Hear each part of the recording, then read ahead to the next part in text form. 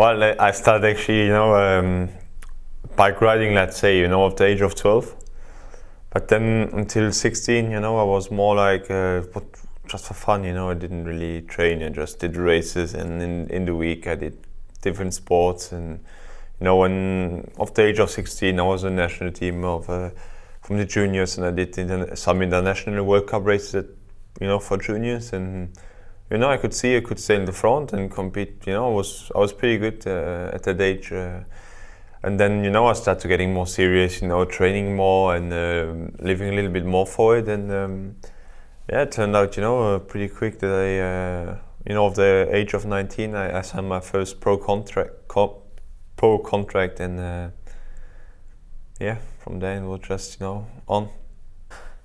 My father was always like really relaxed in that kind of way. He always let me choose what I would like to, what I want to do. The only thing he always insisted I did the sport, because I think in young age it's important that of course you have the school and you spend a lot of time there, but besides that you should have something different like a sport. So my dad always wanted I did sport, and in the end it was me who decided to do cycling more serious. And I played ice hockey and soccer, tennis before. I did basically everything. My brother Frankie was always more like more on the cycling, and he was he inspired me actually when I came to the age of juniors and then under 23. I was really thought, if my brother could do that, maybe I could do the same, and even in terms of results in international races, and that inspired me a lot, of course. But my brother, he was more an important role than my dad at this time. Frank and me, we have a really special relationship. It's of course we're teammates, we're brothers, and besides that, since we're in the same team, we're like we're best friends.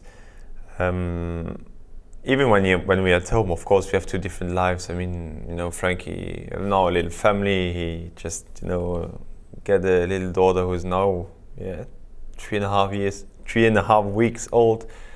He's married, so I have a little bit different life. I'm 5 years younger, and when we're at home, we still have two different lives, but we every day in contact. And since we're on the races, we just really stick to each other, and even in the races, we don't need to talk a lot, and we see how we know what to do, and we have a kind of feeling for each other. Of course, it's often it's an advantage, but sometimes also a disadvantage if there are crashes. That's not always easy. When you see your brother lying on the road, and when we're going to sprints and the peloton is nervous, I always look kind where he is, and he look after me. But sometimes it's sometimes I wish maybe he would just stay behind me so he's not in a crash or something.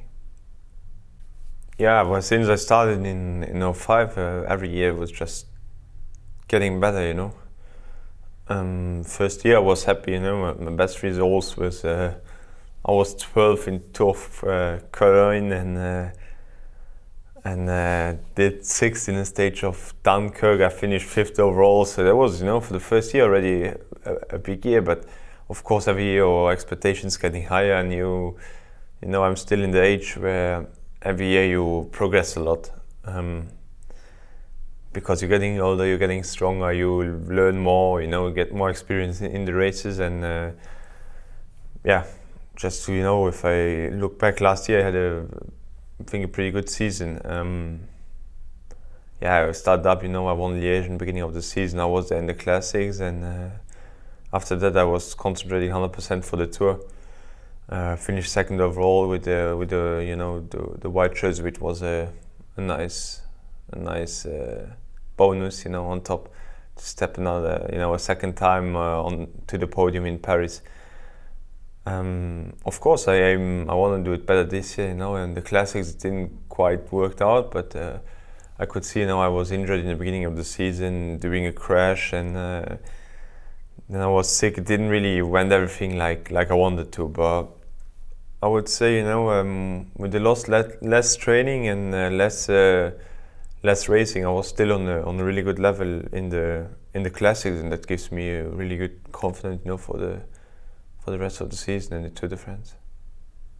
I mean, even if I finish second or third this year, I mean it's still a good result, but you want to do it better. It's I think it's a kind of normal. I was second in Giro, then I was in the Tour, and I finished 10th when Carlos won, and I was domestic. Basically, I helped a lot. I rode for him, and then last year the whole team was really behind me, and helped me a lot, and I finished second. And of course, this year, I go in the Tour to win it. No secret, and no doubt about that. But sometimes you also have to be realistic,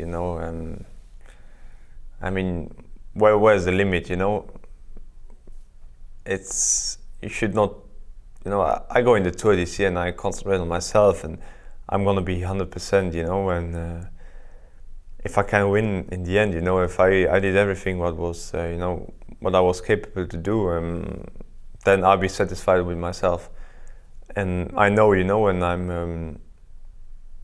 when you're good, you're good. It's just a matter of training and self-confidence that you come on that level again. And so I have no doubt I can still be, I can do podium and I can win the Tour.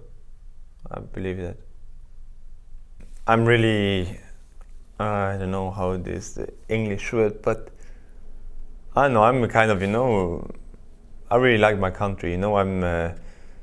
I grew up there, and I get a lot of, like all the people and the politicians in Luxembourg, they say, we do a really good job too. We are like the ambassadors of Luxembourg, and I think that's, that honors me, and I'm really happy, to represent my country in a good way, and I think that's what we're doing. Like last year, Frank had this champion jersey, and he won the stage, and people were asking, over here, not everybody knows where's Luxembourg, or what's Luxembourg about, and I'm proud to wear the jersey and represent it all over the world, because cycling is today a sport, which is all over the world. It's growing really big in the States and Australia, and I haven't been there, but I try to go to Australia next year, and hopefully still in the champion jersey. And yeah, now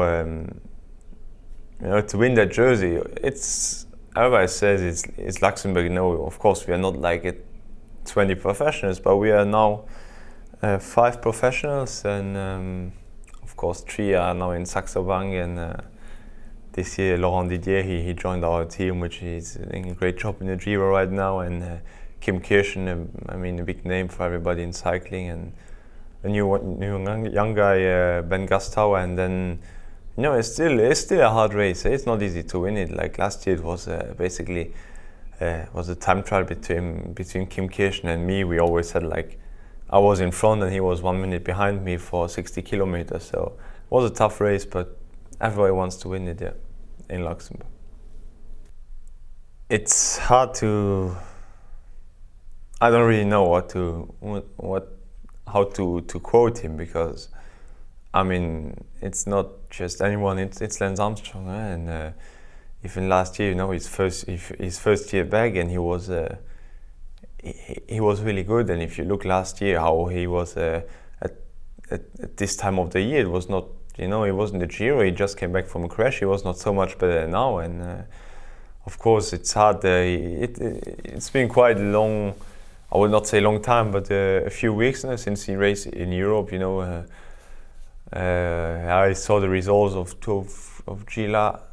Is Gila here in New Mexico? Yeah, but that you cannot really put a quote on that. But I saw him yesterday.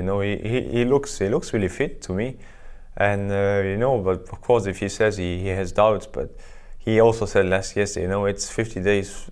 Now it's 49 days to the Tour de France, and that's still quite a long time. And I believe I have no doubt that he will be one of the contenders for the podium in the Tour. I believe it's going to be a really hard race here. Like I said yesterday, I don't know Big Bear Lake, but I heard it's hard, and I know the last day Mulholland Highway, the last climb, we do it 4 times, and we trained there. We did tests on that climb 3 years on a row now, so I know every single corner of that climb, and that's a really hard race and hard climb. And if Big Bear Lake is, they even say it's harder than that. So I don't know if this climb doesn't make a decision. I don't know which climb should do one. Huh? In the end, of course, it's a possibility that the big favorite is Levi David Zabriskie for this race. I see these 2 guys, really fighting to win this race. If they neutralize each other in the climb, and Levi cannot drop Dave, and Dave cannot drop Levi, maybe I'm with them, then maybe it's possible that it comes down to the final, to the time trial, and the decision goes there. But I don't believe so. I believe we see tomorrow gonna be a roll-in, I think. But the day after already, there's gonna be 10, 15 guys at the finish together. You just can go. I was up this morning, 6 o'clock, and I watched the Giro. This is gonna be really similar. There's gonna be even more cars on the peloton. Everybody have to be aware of that. I did it not last week, a week after Liège. I went up there, and I did the last 80 kilometers, and 17 kilometers before the finish, Sars-Rosière, I think is the name of the pavé. Yeah, it's 2.4 kilometers long, and it's not just a bad road. It's a pavé. It have 5 stars in the Roubaix race. So 17 km before the finish, if you're not in a good position there, you can lose a lot of time there. So yeah, first hard day, and then we go actually into Tour de France. So you know more about me about this than I do. Nah, but you see, compare last year to this year, they did a big change. In the Tour last year, we had often a climb 50 km before the finish. It didn't make the race any interesting. No, why should you attack? If there's 50 km to go, after even the downhill of the climb. So this year, they changed it a bit, and I go actually after Tour of California. I go straight to the Pyrenees, to the stages, and I don't really need to do Tourmalet. I know it. I've done it so many times already in training, and even Tour de France 2 times, and I even did it as a junior once. So I believe, stage 17 is even, you go 17, it's late in the race, but it's not just Tourmalet, but it's, you have 2 clients called the Marie Blanc, you remember, in 5 years ago, and I don't know if I'm right with 5 years ago, but there was a climb where the whole US Postal basically dropped the whole peloton, and Lance won his tour there. So that is after 50 kilometers in the race, and after that, you go down, and then you go call Soulor, and then after you finish in Tourmalet. 2 first categories climb. I see even 1 fourth. I didn't know that there was a 4th categories climb, and then up Tourmalet. That's where you can win the tour, stage 17. I like climbs. I like a stage. It's all the time hard, not just in the end. So people already come to Tourmalet after 155 kilometers, and gonna be a big selection in the last climb, and hopefully get the step on the highest step on the podium that day. It's a long time trial, but you have to consider, it's a different time trial. You do it in stage 19. After 18 days of races, then you do it the first day. The first day I would lose a lot more time than the last day. I just look back at last year. There was a time trial in Annecy, and it was pretty in the end of the tour. I didn't do a super time trial that day, but was also I had to split times, and to Contador it was 4 minutes, so I gave everything in the end. I knew I was safe, so the last few kilometers I didn't really had anything to win anymore. So I think I could have do much better last year. That the time trial, I don't know why I talk now about last year, but just to say, no, I like it that the time trial is in the end of the tour.